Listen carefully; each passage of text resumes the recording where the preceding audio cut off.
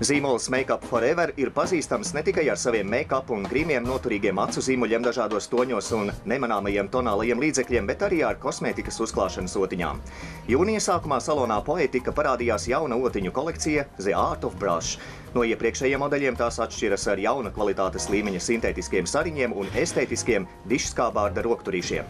Otiņas ir rokudarbs, to ražošanas procesā iesaistīti 30 cilvēki. Lai palīdzētu orientēties šajā vairāku 10 otiņu kolekcijā, bija nepieciešams speciāls seminārs.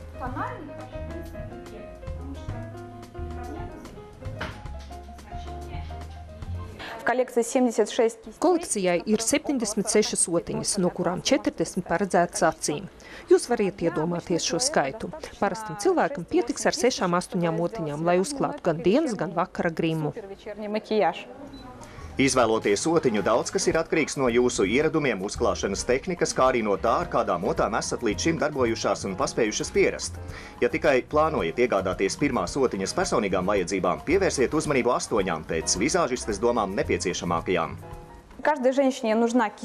Katrai sievietei nepieciešama otiņa tonālajam līdzeklim, pati klasiskākā. Obligāti nepieciešama otiņa piepūderēšanai. Var izvēlēties lielāku vai mazāku, kuru ielikt somiņā. Vēl nepieciešama otiņa vaigu sārtuma un sejas ovālu modelēšanai. Arī šeit pieejams plašs spektrs. Acīm var izmantot ļoti pūkainu otu, lai tušētu acs arku.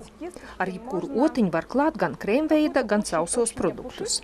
Tāpat nepieciešama otiņa acu kontūru veidošanai, kā arī otiņas uz acīm un lūpām. Чтобы наносить тени на нижнее веко и на верхнее веко. Любой кистью можно наносить как кремовые, так и сухие продукты.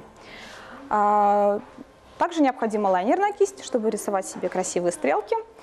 Кисть для оформления бровей. И, в принципе, кисточка для губ. Agrāk vizāžisti izmantoja mākslinieku otiņas, bet tā jau ir vakardiena. Kompānija Make Up Forever un tās art direktors Denijs Sans ir izstrādājuši 10 specializētu otiņu sejai un acīm, lūpām un uzacīm, ķermenim un body artam. Un šodien vienīgā problēma ir no milzīgā piedāvājuma izvēlēties pašu nepieciešamāko.